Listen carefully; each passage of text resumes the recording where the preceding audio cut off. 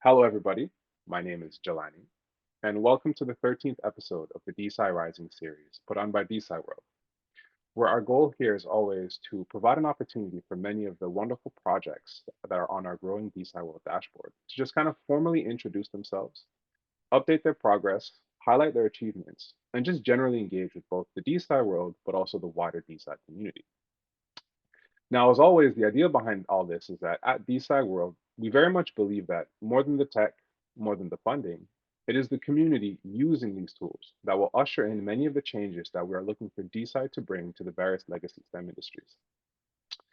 Now, in today's episode, I have the great pleasure of speaking with Juan Pedro Silva, the comms manager, and Manuel, the UX blockchain lead from ViralCure, which is an impact first DeSci project that implements decentralized funding and governance tools to promote life saving discoveries in both medicine and healthcare. And so, with that, welcome Juan Pedro and Manuel. And thank you both for taking the time out of your, what I'm sure is a very busy day, to help us learn more about not only yourselves, but how ViralCure is working to improve the healthcare industry. Thank you so much. It's great to be here. So my name is Juan Pedro, and I'm work with in the communications area of ViralCure. I've been working in blockchain for a couple of years now, and yeah, I find it really exciting to be here talking to you guys. I admire a lot of the work that you guys do. Bringing DeSci to the forefront. So yeah, it's amazing to be here and kick off this talk. Hey, it's a pleasure for being here. My name is Manu. As Johnny said, I'm part of the product team of VitalCure. I've been working here almost a year now, so it's like really a pleasure for me to be here and to let you know what we are doing and be here. Thank you. Absolutely. It's a pleasure to have you both on. Usually, how I like to kind of start this off is we're very much interested in the project, but also the teams behind the project. So, if you guys can give just a little bit of a background on how you started this journey into the Web3 space and how you got to where you are right now. Yeah, for sure. So I started working in Storm, which is the ecosystem to in which ViralCure belongs. ViralCure is a part of a larger project ecosystem of projects of Web3 impact focused projects. And so I started working here. And when we started, ViralCure was still like in very early stages of development, and then it just sort of started growing and growing, and now like it's become one of the main most important projects that we have. But it was really here where I learned like about communities in the blockchain world, and then I started getting into DeSci, and this world is really amazing. And so like the people at Storm, the amazing team, has given me the opportunity to like really get into this amazing space, and I'm really grateful. And yeah, also my background is in communications, so I'm specifically in the area of communications and marketing. So specifically, like as I said before, I really admire the work that you guys are doing, specifically community wise, to bring DeSci forward. But yeah, I think that's a little bit about my background. Manu, you can go.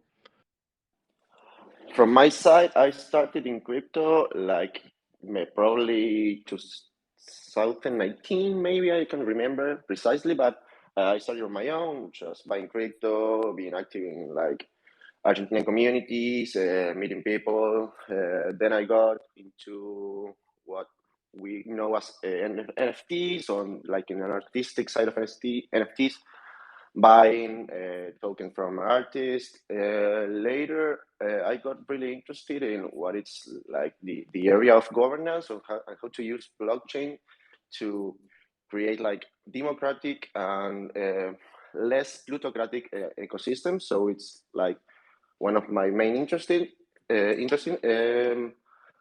My background is in graphic design. I studied it in like maybe 5 years ago. Later, I got into UX and UI, and currently, as after a few years working as a UX, I'm working on, like I said, in the product team of VitalCure and product team of the whole Storm ecosystem here, as JP told us. That's like, to be brief. That's my like history here in Web3, crypto, and DeSci. That's great. So I'm a scientist by training, for those of you who don't know. I'm a neuroimmunologist. But what I find most fascinating about this space, and particularly not just Web3, but DeSci, is that you don't need to be a scientist to be a part of DeSci, right? Not only from a tech perspective, but just from a general perspective. It's always nice to see non-scientists or non-formally derived scientists, because I think everybody is a scientist at heart, participating in making this space, functional, usable, utility-driven, impactful, but also just a beautiful mosaic of like different ideas and ethoses and philosophies. I think that's great. And so I'd kind of like to, I guess we can, focus a little bit more on ViralCure. So can you tell us, as a kind of a high level overview, what exactly is ViralCure and what is the mission here? Yeah, so ViralCure is, of course, a DeSci project, DeSci focused project, in which we are looking to find alternative ways to fund scientific research. So that's mainly our focus, scientific research and development, specifically, obviously, oriented to healthcare. Um, and yeah, our mission is really aligned with the objectives of DeSci, open science, being able to like bring people who are not necessarily either interested or able to participate in the scientific process, give them a voice, give them a vote. And yeah, basically just to be able to remove some maybe undesirable intermediates where, really present in scientific landscape, traditional scientific landscape right now. And yeah, to be able to have like a direct connection between what is the scientific community, which is right now obviously very, let's say dogmatic and maybe like far removed from the public, and to bring that process and those people closer to the general public, and for them to be able to communicate and be able to influence also what is happening. Absolutely. I think this abstraction of like in between, what I like to call the in between noise between the public and science is a necessity, right? Science impacts us all, whether it comes down to our medical system or just the tech that we use, right? I think everybody as an individual should be more plugged into what is going on in science, especially as it pertains to policy and medical health and how you go about your day to day. And so with that kind of public aspect and open accessibility, I'm sorry, did you want to say something? No, no. Go ahead. Go ahead.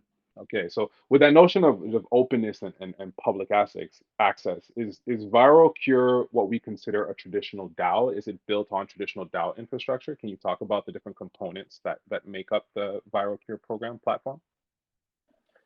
I can take that answer.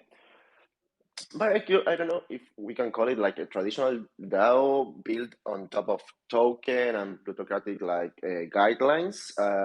What we're currently building is like in a personal sense, I think it's like a bicameral DAO, maybe because we have our like scientific advisory committee, which is a group of people who are part of the scientific aspect. Since like a long time ago, Sparkalas, it's like our main uh, scientific advisory here in VitalCure. And on the other hand, we have our like yes, like the people who are trying to be part of decentralized science, but not from like a specific science perspective, just being part, trying to like collaborate, like ignite the ecosystem, contribute using our funding methods. So if the question is, it's biological like a traditional DAO? In a personal sense, I don't think it is, because in this side there's like this kind of aspects where, as I said, I think you have to have a bit of a like background on knowledge to like decide, contribute, create like proposals really oriented on science. So with like this, as I call it, a bicameral organization with where a group of people is like more knowledgeable and other people is like just contributing or being part from like a community side, I can say, like contributing at all this aspect I told. So I think the answer is we are not a traditional company, a traditional DAO, I'm sorry. I think we this like aspect of knowledge is like you have to have the specific knowledge to contribute from the science aspects. I don't know if JP wants to add something on top of this. Yeah, I think I have 2 points to add on top of that. First of all, I think, oh, yeah, something I forgot to mention. As I said before, we at ViralCure are part of an ecosystem of projects. So that larger ecosystem is a DAO. It's called Mundus DAO, which is like in the process of consolidating. So what we are is a part of a larger, let's say, holding of different projects that are going to be governed through, DAO mechanics.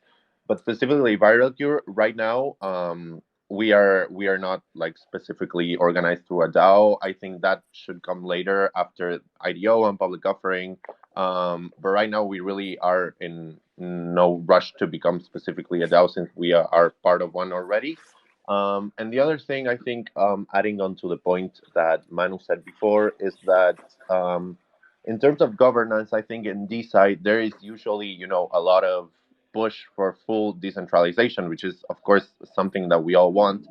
But there's also the issue of having of qualifications. Let's say, um, I don't think, for example, my vote on the way a project is developed or a scientific initiative is developed should count the same as somebody who has studied and somebody who has like a solid scientific background, which I don't. So I think those are some mechanics that we are really thinking about into like how do we um, handle having the community participate and having people of all sorts of backgrounds participate in this side, but also give the scientists specifically the space that they deserve. I'm sure Jelani, I know you have like a really cool background in everything that is research and science. So for example, I would say you, of course, know more than science about science than I do. So I think your vote should sometimes count for more than mine does. So that is like just a couple of questions that come up when we're talking about like the organization of ViralCure and how we're going to be structured in the future. Just I don't know. I think I lost the thread of what the question was, but I thought it was cool to bring it up. No, you answered exactly what I was looking to get into. And I agree with you, right? So in reference to traditional DAOs, it's funny to call a DAO a traditional infrastructure at all because everything is so new. But I guess the delineation is between what we classically think of a DAO, let's say in the DeFi space, where it's almost one vote, one person, there's almost no filtering layer versus the DeSci space and potentially the refi space. And I think you touch upon very beautiful points of that we will never have, or I am also a proponent of not having full decentralization in the from the philosophical perspective in DeSci because there does need to be this filtering layer. There is just because we're dealing with high impact causes and things that require a certain level of technical know-how, there does need to be a filtering layer to kind of determine what is of not necessarily value, but what is well put together. What projects, if we're talking from a project funding perspective, like what projects have come with proper methodologies, good hypotheses, and a properly set out scientific plan or strategy to achieve their goal. And it's just you can't just leave that to individuals who don't have the experience. Now, with that being said, I think the aspect and the concept of decentralization that does creep into that is that you don't necessarily need to have a formal education to be a part of this filtering layer, right? You can be somebody who has spent a lot of time developing these skills, whether it be learning how to run PCRs or coding or data management and the like. And with the advent of permanent IDs and impact certificates and other decentralized credential systems, this might validate your skill set in a way that you can enter these things. So I think there is definitely going to be there always has to be a filtering layer, a validation layer within a DAO, a DeSci DAO. But I think moving into the future, it can be more open and not just bound by individuals who do have these traditional credential systems or these digital credentials. Yeah, absolutely. I agree 100%. And I think that also comes into like a larger conversation into how science itself is presented nowadays. I think almost by design, it's made to like gatekeep a lot of the information and be sometimes overly technical, which most of the times is necessary, but sometimes it's not. So we at ViralCure like really are proponents, for opening, like giving as much information as possible on what is happening, and like trying to get people who may not have the credentials or may not have the qualifications to be able to approach different initiatives from a way that they can understand it. And so with that understanding, um, I think that's a really important piece of the puzzle, which is comes with democratizing science and opening science, is also opening up the ways of information. So I think that's like a really important part of like what we are all trying to do here. Um, and yeah, I think that was all. But yeah, No, for sure. I think science communication is going to be a really big component of how we make DeSci mainstream, but also just how we bring science back to the everyday person, back to the public good and easily accessible. And so you've spoken about how, ViralCure has its scientific advisory layer. Can you talk about any of the individuals that are part of that layer? yeah, absolutely. That is something that we at VitalCure are like really proud to have, because we have like a world class scientific committee. There's a lot of people involved, so I think I'm gonna be able to name them all. I think you can find them in our website, but I can talk about, for example, Esper Calas, who is a really world renowned infectologist, a Brazilian infectologist, and he's one of the most important members of our scientific committee. We also have David Watkins. He has done a lot of research on everything that is HIV. He has been leading a lot of research on, a vaccine of HIV. And yeah, that's like basically we have like a lot of people, particularly in, the realm of in diseases and like infectious diseases. So that is something that we definitely keep in mind, and like is one of the focuses of viral cure and the scientific committee.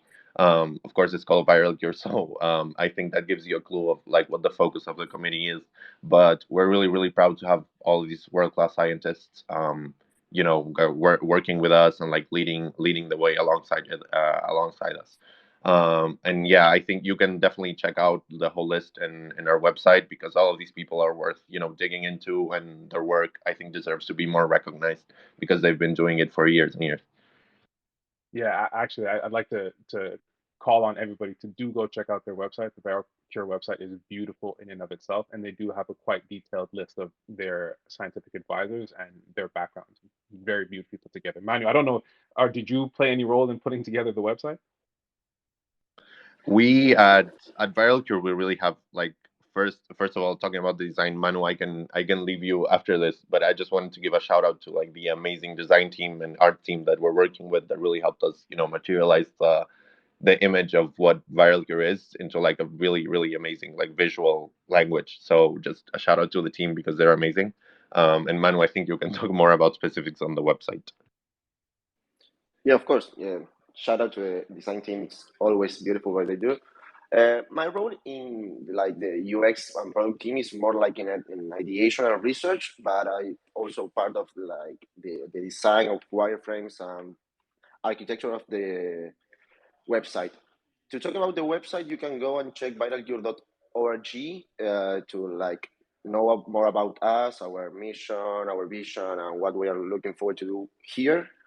And there you can find the launch app button and go to the website where we are currently like bringing the possibility to get to be funded via artistic the buying and selling of artistic NFTs there. So you can check it out. It's the URL. It's app.vitalcure.org, but you can check the full website here. I don't know if there's like any question or any particular question about the website or like the product itself.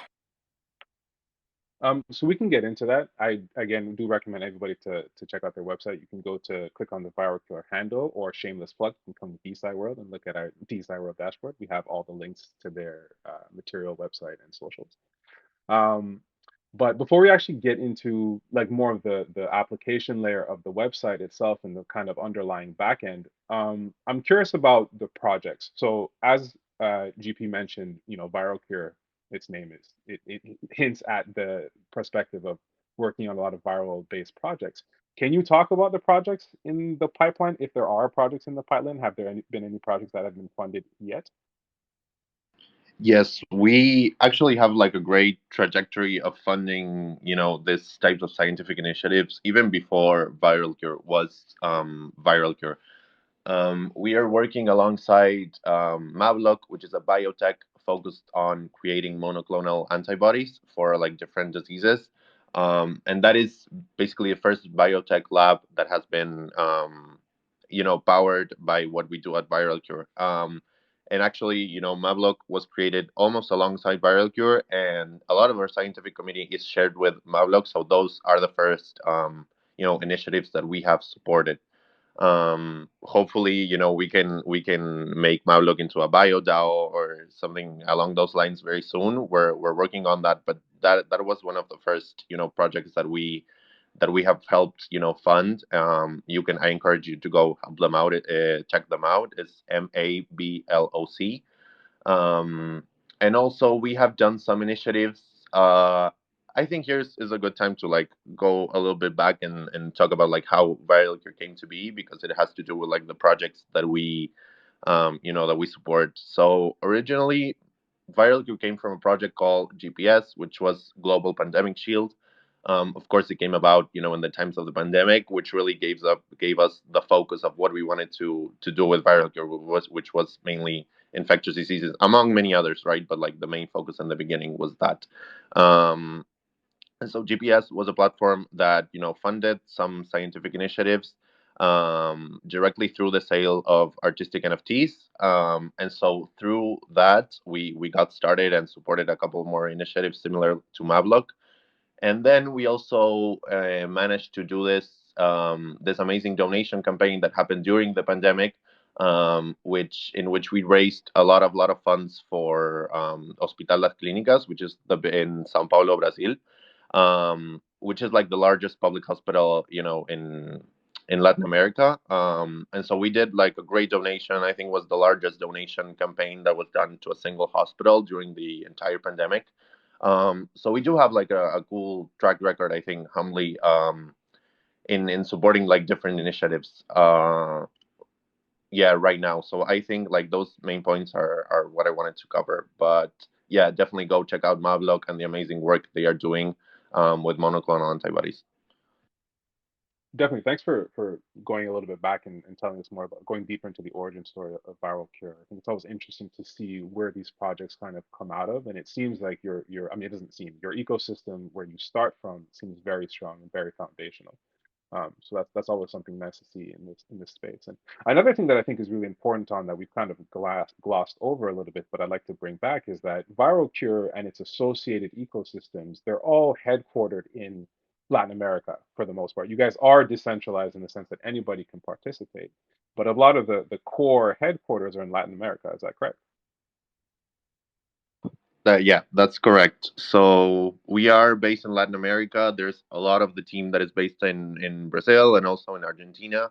And I think, yeah, that's thanks for bringing that up, because I think that's a really really important point. Because while we believe in total decentralization, I think it's cool to also keep in mind, the conditions that are usually a little bit more difficult in terms of scientific research going on in Latin America, and like spotlighting the issues that scientists have, here, and also in like some other maybe more developing countries, of course. But doing science in Latin America is like very different from other places in the world. There is significantly less funding available in general. So of course that funding is very centralized, but there is just the pool of money that can go to scientific research is definitely smaller. And so that's a big part of why we are like really proud to be based in Latin America, because we think that it's a scientific community that is very underserved, and I think it deserves like a spotlight and more resources. Yeah, so I think it's important that we have that perspective in the forefront. So thanks for bringing that up. No, absolutely. This is a particular point that is of interest to myself personally, but also DeSci world and everybody who we reach out to. I think there is this notion that science should be open and accessible to all, and that's very true, especially because it's not. But as you notice, and I'm sure many of you can agree to this, a lot of the funding and capital that flows into science is very much concentrated in the upper northern hemisphere for whatever reasons that may be. And that leads to exactly your point that there's a lot of scientific industry, scientific individuals, and scientists themselves that are underserved around the world, and that's why we hope that initiatives like yourselves, the various DeSci regional groups, DeSci Latin, Brazil, Africa, China, Japan, Korea, and all the other ones that I haven't had a chance to name, kind of come together to shake up this system and make sure that there is true equity in the scientific realm across the world. So definitely it's something to be proud of to help support your initiatives in your general local region. And I think another point that you talk about, not only is it a capital, is there, importance for capital allocation to specific regional groups, but there's significant differences in scientific problems. So most science most science is here to solve a problem, but the problems in different regions of the world are very different. I think we all can agree that viral infections and infectious diseases tend to impact, you know, southern, less economically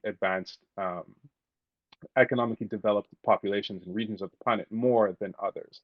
And so the actual specifics of the science that is being funded is also important. And I hope that ViralCure, I mean, I know ViralCure is doing it, but I hope that as a call to arms to the rest of the DeSci space and those who are funding DeSci projects and contributing to this crowdsourcing, you keep in mind that there is other um, priorities, there are particular regional priorities that need funding, and take them into consideration when you're looking for DeSci projects to be a part of. Yeah, I think I agree 100%, and I think that ties into what Mavlock is doing. Powered by ViralCure, which is spotlighting, as I said before, monoclonal antibodies research, but also focused on lots of diseases that maybe impact, South American countries a little bit more than the rest of the world. For example, like dengue and Zika and yellow fever. So those are like the research in those diseases specifically. It tends to be like overlooked by the major powers that be.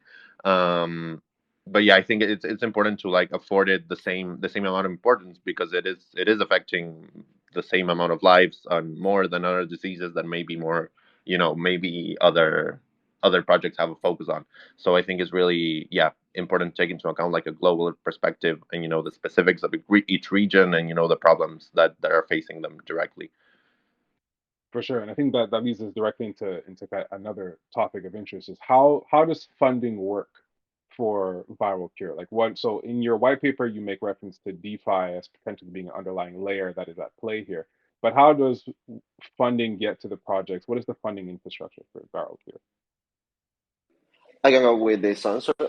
Currently, we have like this, as I told before, this marketplace of artistic NFTs where artists mint their NFTs on our platform, and they choose what percentage of the total amount of the NFT goes to a specific project.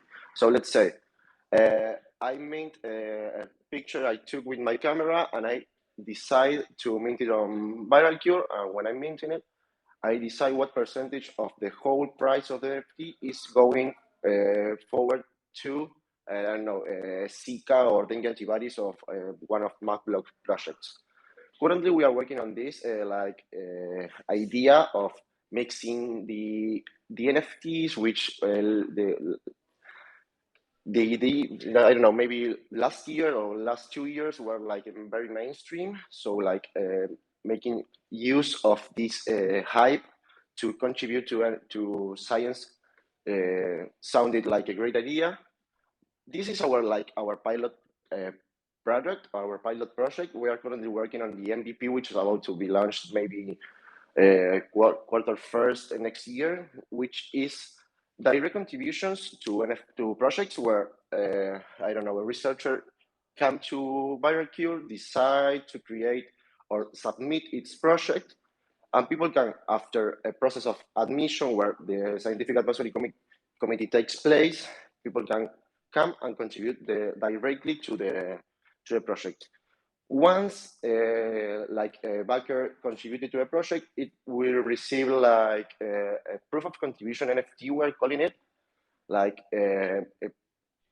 it's a proof of contribution. It's like you receive this NFT, which told the rest of the ecosystem, the rest of the crypto space, you did that contribution, And with this NFT, you will be able to be part of the governance processes of ViralCure. So the idea we are like focusing right now in ViralCure is I don't like to call it like who invest govern. It's more like who contribute govern. So people who take part on the contribution processes can later be part also of the governance processes. So that's where we are currently working, but in future instances, we are also thinking about IP NFTs, licenses NFTs, like more of the manufacturing processes, being part of the whole process, not just the research process, but also the manufacturing, the distribution. But this is like in future instances, we are, as I said, currently working on trying to achieve like a strong or various strong funding mechanisms to contribute to the research processes of healthcare of neglected diseases here in LATAM, and of course, the rest of the world. Yes, and adding a little bit to that, I think since we currently have, the pilot version of the platform out and the MVP still being worked on to be released next year, I didn't want to pass up the opportunity to say that, we're very, very open to community feedback, community suggestions. Like we definitely take those into account. So, we are definitely listening to what the DeSci space is saying. And if anyone really has, any suggestions on where we could take the project, any initiatives we could support, our channels are always open to communicate and, always taking that into account. That is fantastic. And I must say, the notion of proof of contribution instead of just being proof of investment as a way to kind of diversify the governance infrastructure is quite a good idea. I had never thought of it in that way, but I think it makes a lot of sense, right? Some people can't contribute financially, or their financial power may not be as big as others. And I know there are different governing mechanisms to kind of account for that. But proof of contribution is a very interesting idea. I think I'd like to explore that further with you guys, maybe at some other time, or if we have a bit more time in the question and answer period. But so, I come and I contribute my time, or I contribute something, I get the proof of contribution, and this funds a project that leads to some licensing or IP development. How does IP factor into the ViralCure ecosystem and platform? Is it solely under the control of um, I guess, the tripartite governance structure, or does it come back to those who have contributed? How does IP ownership work with ViralCure? Here, it's like to talk about IPs and IP fractionalization, because there is uh, like a larger legal framework. We as VitalCure and everybody who is like trying to achieve this on blockchain related to IPs and so on, it's quite complex to achieve like legal compliance all over the world. So we currently are thinking about this IP fractionalization or IP funding methods, uh, like more from a side of like from the side of it, trying to, okay, you can contribute to a project and receive like a fraction of these IP NFTs, or you probably can contribute on the research moments of the processes, and later, if the project goes to like I don't know, licensing or to IP processes, you can get a fraction of it because you contributed before and you helped the researchers and the team to achieve this IP or license. So as I said, it's quite complex to talk about this because there's uh, like major legal frameworks you need to comply. So I think it's like first of it's like ideas how to mix the in real life methods and compliance and mix them, as I said, with blockchain. So I don't know if you have like a specific question of how we are planning to build on top of this in ViralCure or any specific question, Jelani?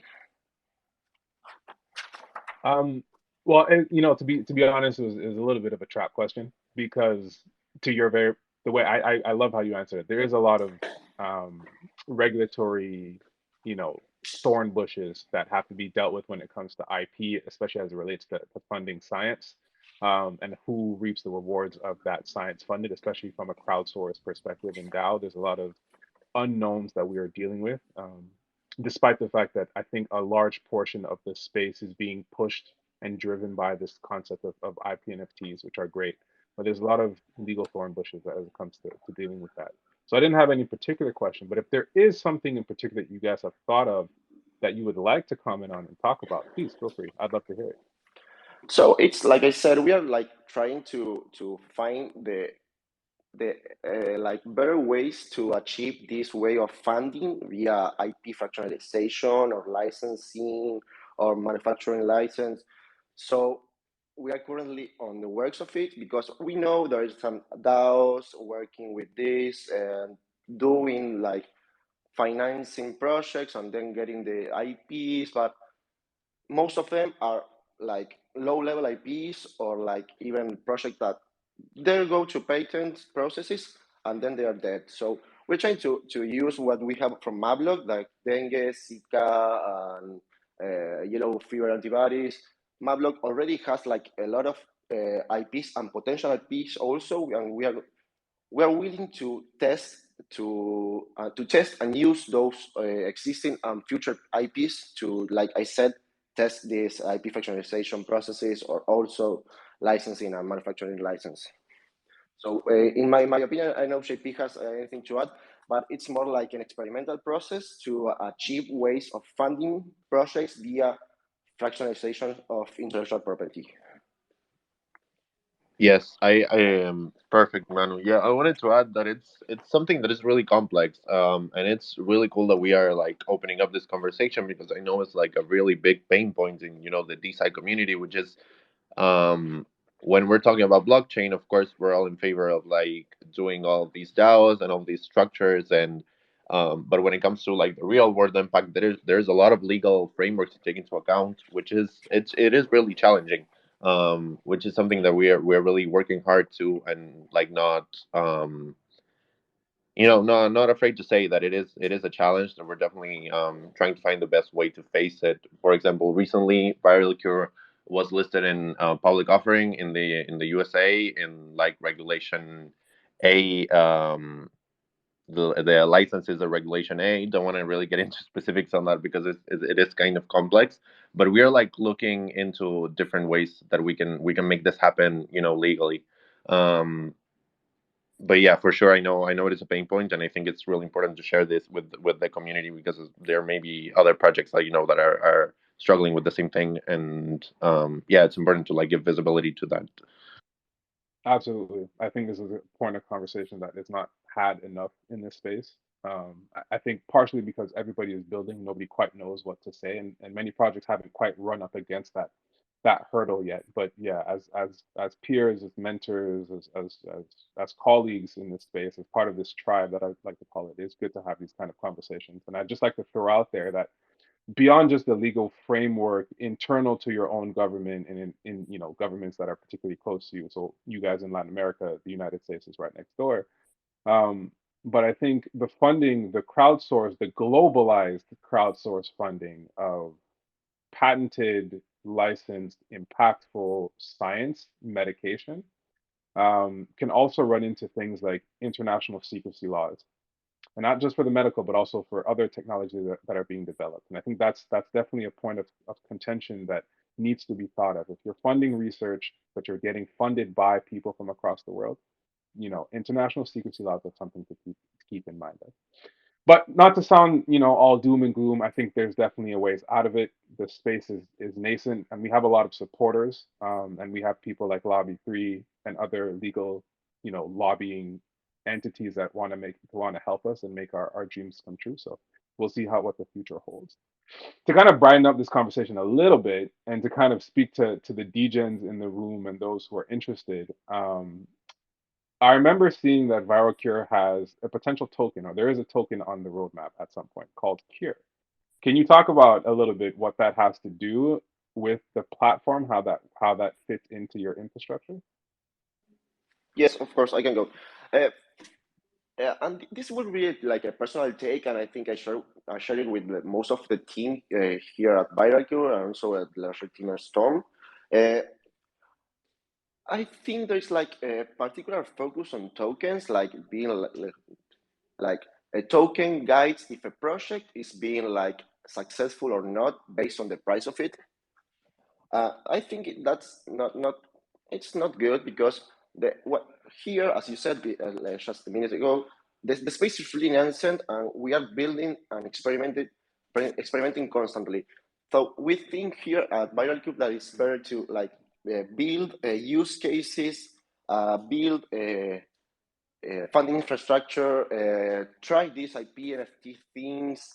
So we have the Q token on the pipeline, and as JP told you and all of the people who are hearing, we are planning on having like an IDO or public offering. We are just starting those conversations, so I don't know if like it's a good idea to get to that.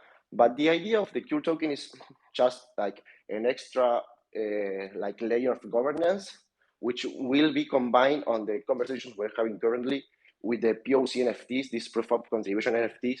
So maybe you can govern just holding Q tokens, but also if you contribute to DeSci projects here in ViralCure, you, as I told you, you will receive these POC NFTs of proof of contribution, and combining those tokens, the fungible and non-fungible token, we can create like a multiplier governance. Maybe you have X amount of your token, but you also contributed to, let's say, 5 projects with X amount of money, and combining those factors, we can, or we are like planning to, or ideating to use like these NFTs as multipliers. So based on the contributions you made on the platform, you can obtain an X factor multiplication on your governance power in VitalCure to like decide where the protocol needs to go, if there is needed like an update on the smart contracts or changing the teams or whatever.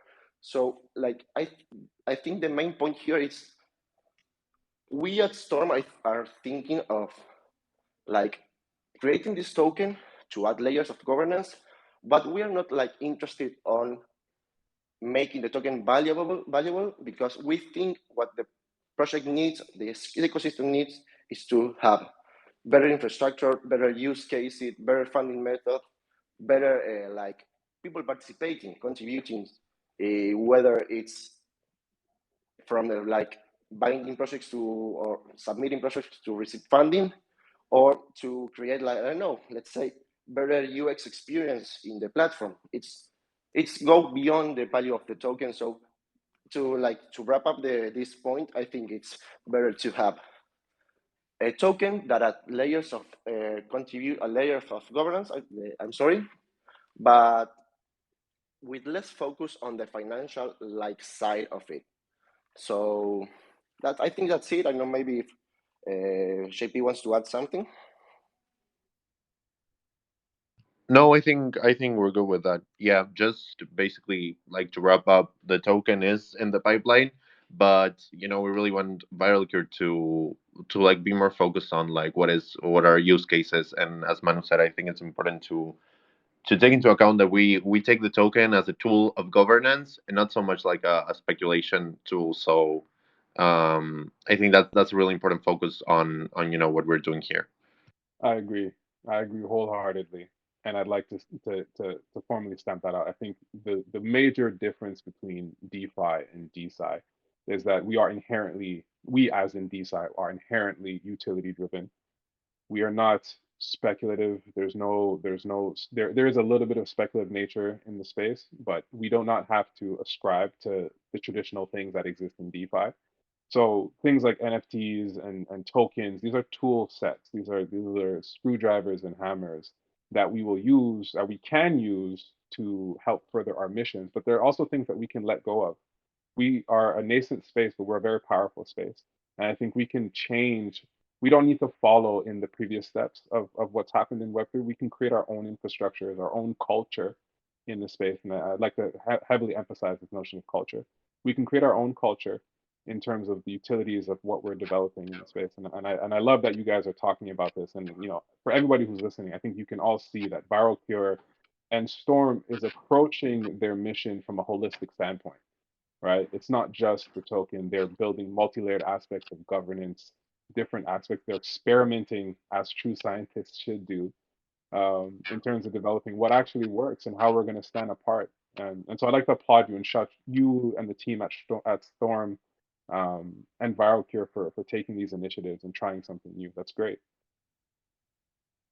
Yeah, I think you bring up like an amazing point, and that is, the community and the culture that is going around this side, like being around all these amazing people and all these amazing projects. I think it's really um, quite contrasting with other types of communities with more like DeFi focus. And I think like the amount of ideas floating around and the amount of the focus of what is being talked about is amazing, because at the end of the day we're all just here, we want to use blockchain, and these types of technologies and tokens and NFTs, like as a means to a greater end, which is like impacting people's lives, and so not as an end in and of itself. So yeah, I just wanted to highlight that is not just a value that we at Storm and ViralCure have, but I think that is shared by a lot of people in the community, which is amazing. Absolutely. And so as we approach the top of the hour, I do definitely want to have time for the audience to ask questions. But as a final kind of send off, how can the wider community help support your team, the mission at Viral Cure, and Storm potentially? Yeah, so I think what right now at this point what we're doing in community efforts is just we want to support the community and have feedback from the community. So mainly what we need, let's say, from the community right now is just to help us get to know projects and initiatives that we could support, and just giving us feedback on the platform, and maybe getting to know ViralCure, and just if you have any questions just asking them. That really helps us strengthen the platform. But of course, in the long term, I think what we're looking for in the community is participation in basically governance. Without the community you can't have a large pool of people governing the project, and without like lots of people being in the project, you can really be decentralized. So I think like it's really important to in that stage to focus on governance. But right now, um, I think how the community can help us is just like getting to know the platform and using it and giving us feedback and giving us information, and just basically what everyone in the DeSci space is doing right now, which is like sharing cool stuff. So yeah, that's I think the focus we're doing right now, and also we put ourselves at the service of the community. As I said, we're always open to chat, to talk, to answer questions. And I think even if those questions may be difficult to answer, I think that puts us in a good space, because like gives us more things to discuss internally and talk about and see how we can implement them. And the community like brings a lot of amazing questions and issues that are going around that maybe we hadn't thought about. So that's mainly what we are looking for in the community right now. Absolutely. The mosaic of interests, ideas, experiences make it such that innovation is going to abound in this space. So thank you for saying that. I appreciate that, especially that last point. Being open to community, leaning into the servicing of the community and listening to feedback is a beautiful point. Thank you for ending that. Manu, I keep getting poked by Carolina, and I think she's gonna kill me if I don't say this, but she says hello. She ran into you yesterday. She just wants to give you a shout out, and it's nice to hear from you. So she's here in the crowd, so she just wants to say hello. Shout out to Caro. I met her yesterday at the East Uruguay meetup in Montevideo. So it was really nice meeting like part of the team of DeSci World and part of the DeSci community. Shout out to Caro. Definitely, Carol is a beast. Our whole team is a beast, but Carol in particular is definitely a force to be reckoned with. So always got to work with her and everybody else. So with that, I will open up the floor. If anybody has any questions for John Pedro and Juan Pedro and Manu, or anything to do with Storm, please put up a request. I will bring you up on stage. Um, in the meantime, as people become unshy and kind of think about their questions, a question I have is, how does So you mentioned Storm, which is kind of the parental or the umbrella that not governs, but that ViralCure is a part of. What does that ecosystem look like, and how does ViralCure actually fit into the larger Storm ecosystem? Yeah, so I think I can introduce Storm. Manu, feel free to interrupt me if you think you have something to add or if I'm saying anything wrong, really. But where we're doing a Storm is an ecosystem of projects, right? So it's like an interconnected, let's say, web of blockchain-based projects, always with a focus on impact. So whether it is DeSci or not, we're always looking to have like a sort of real world impact in what we do. And right now, ViralCure really has a central place in what we're doing at Storm because it is the project that we have at the forefront, the project that we are most invested in at the moment. Not that we're not invested in the other project, but it's the one that we're really focusing on because it's the one that we see the closest to having like real world applications. But I think Storm basically is like a couple of different projects which you can all check out. If you go to the Storm socials, the Storm website, which is Storm.io, STHORM.io. But I think, we're looking to create this web of interconnected projects that, in the end goal is that they all can serve one another, and we cover a different space of what is blockchain in each of them. And another really important part of Storm is something that maybe I'm repeating myself with what I said before, but that we are based in Latin America, and a lot of what we do is based on solving the issues that are at the forefront of those the most let's say vulnerable communities and people that live in Latin America, South America specifically. And so that is the main point of Storm impacting lives all over the world, but particularly with problems related to those affecting the region. I think that's great. I love to see these kind of macro organisms. Other people call them ecosystems, but as a scientist, as a biologist, I like to refer to them as macroorganisms, kind of coming together and leveraging each other to kind of support different realms of impact, whether it be science or refi or social justice or the like. I think that's beautiful. Can you maybe talk about a few of the projects that are also a part of Storm? Maybe shout them out so that other people can kind of get a chance to go look into them. I like, I think I'm gonna give this question to Manu, but I like the calling it an organism. That's really great. To name a few of our projects, and as JP told us, we are mainly focused on impact and social impact, more like from an economic side with like VitalCure, and also like from an environmental side, like this whole refi things that are going around.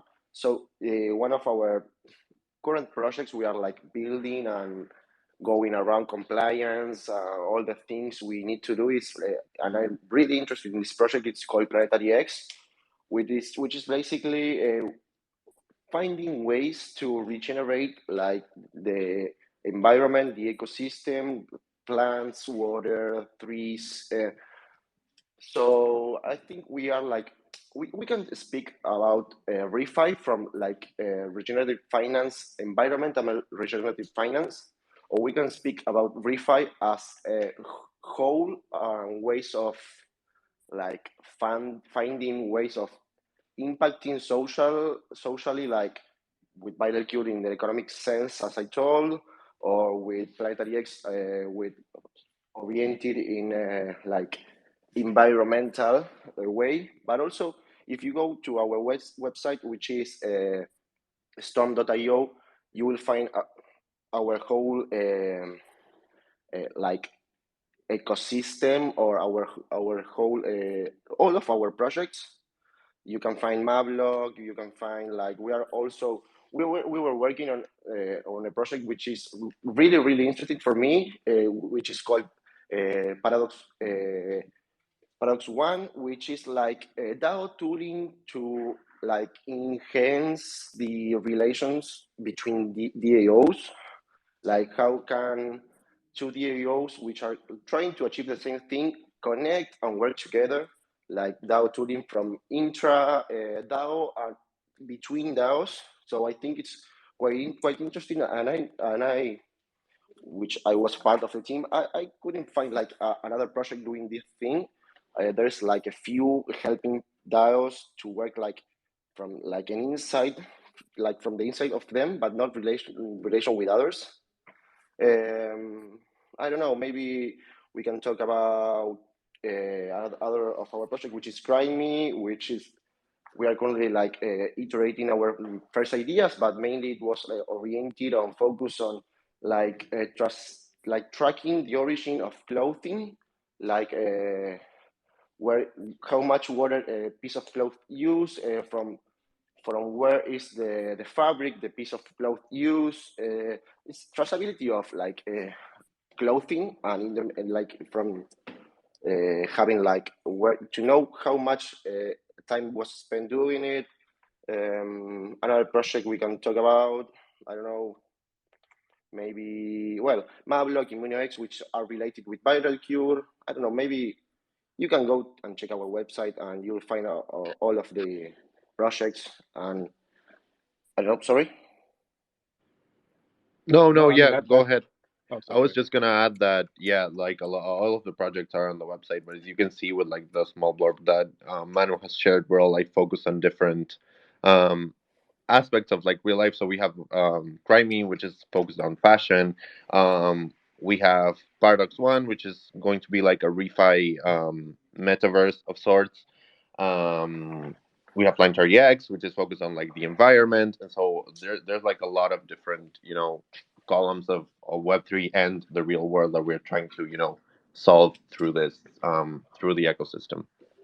Yeah, this is what I like to see. I like to see these different like arms reaching out to different problems and solving them. It doesn't have to. We don't need to be so kind of the ethos of DeSci or of Web3. We don't need to be insular to just DeSci. We can branch out and collaborate and communicate with ReFi, DeFi, and all the other D or decentralized ecosystems and niches that are going to pop up in the future, right? We don't need to stay stuck in DeSci, though I understand because we're building it.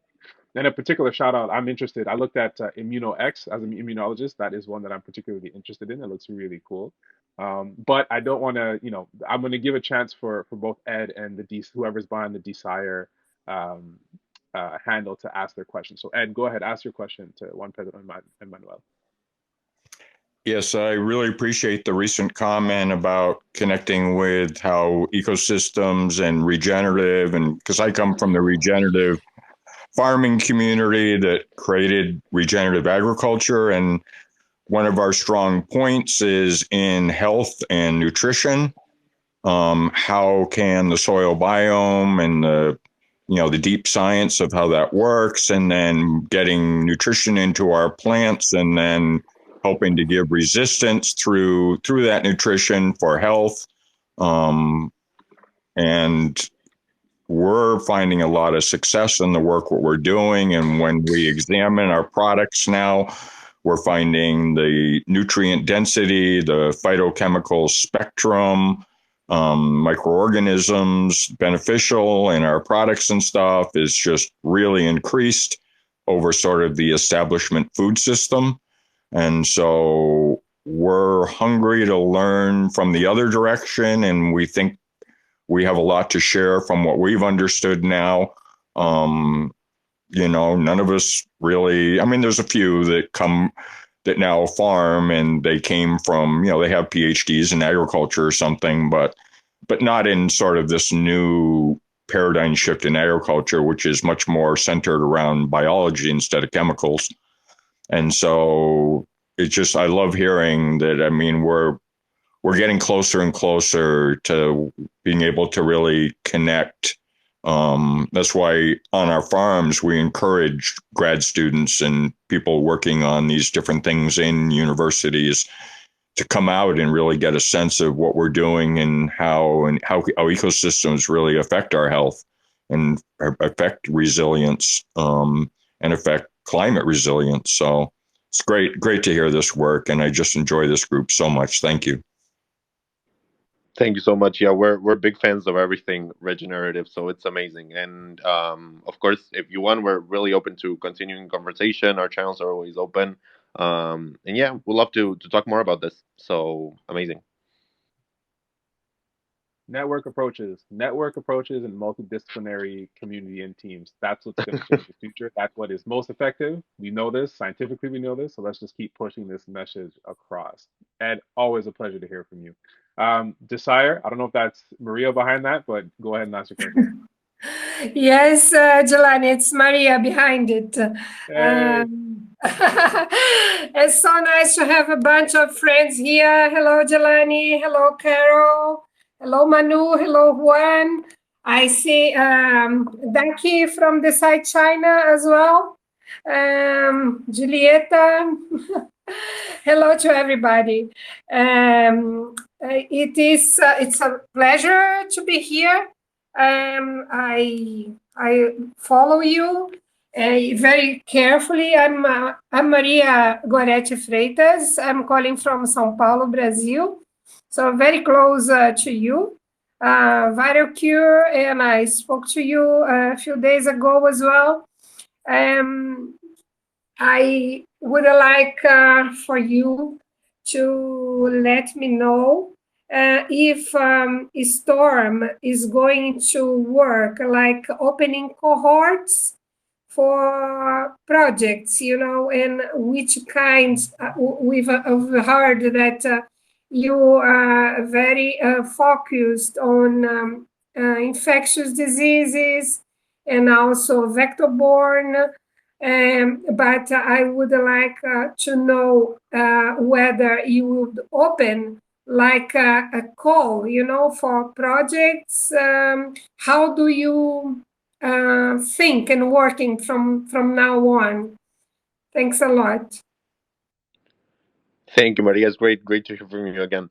I think we at Storm, what we're doing is we're trying to create different projects that can focus on being kind of like starters for others. So we also um, kind of would like to think as ViralCure even as a starter for like biotechs and biodAO. So what we have right now is like these different projects that can help support others. So for example, through ViralCure, we are looking to support like different scientific initiatives. So we can give support to different projects through ViralCure and to give those amplify those projects through the ones we already have. Which is they are all thought as platforms and let's say starters in a way to other projects that are being developed outside of Storm. So yeah, basically we're always open to collaborating with other projects and for other maybe smaller projects right now to like reach out to us and see how we can use the ones we have right now to accelerate them and give them the boost that they maybe need. And That's yeah, just wanted to add something. Sorry, the team just started to just talk to me via private message, and something I forgot to say is that ViralCure is going to be open for project submission soon. And of course, Storm, we are always available for any project to reach us and to support any impact-driven projects and any project that aligns with what we're doing. So everyone who's listening, feel free to contact us in any way you feel like, because we're here to help and we like really believe in like what we're doing in the space, not only in DeSci but in regenerative space in general. I'd like to reiterate that exactly what Juan Pedro just said. We are a tribe. We are here all trying to change things together. So reach out, communicate, collaborate, make friends, make, not too many enemies, ruffle some feathers, have discussions, have open debate. That's the only way that we're going to really, make ourselves better, right? Iron sharpens iron, steel sharpens steel. And so, I think I don't know if anybody else has any questions. Nobody's come up. So I would like to officially again thank ViralCure as a team, Storm as a team, Juan Pedro and Manuel, both of you for coming up and giving us this beautiful conversation and learning more about your individual ecosystems and your contributions to such. Obviously, thank you, Ed and Maria, for the beautiful questions. Everybody here for listening. If you would like to watch, so sorry, my team has spoke me a few things. So first of all, as always, we will be giving POAPs to for this episode of DeSci Rising. So please open up your DMs so that our team can reach out to you and provide you with the links to the POAPs. If you would like to watch previous episodes of DeSci Rising, you can find these on our DeSci World YouTube channel. So, and this goes out to the teams as well. You guys can find your individual episodes there, so you can link them to your socials. use them for your marketing, feel free. We will be adding them to your Discord, to your dashboard, your DeSci World dashboard media feed, so everybody can come and learn about you. And to the wider space, if you would like to support us as in DeSci World in our initiatives, please feel free to go and get yourselves one of our microbes NFTs. Similar to ViralCure, we are developing a multi-layered infrastructure revolving around governance, reward systems, and accessibility.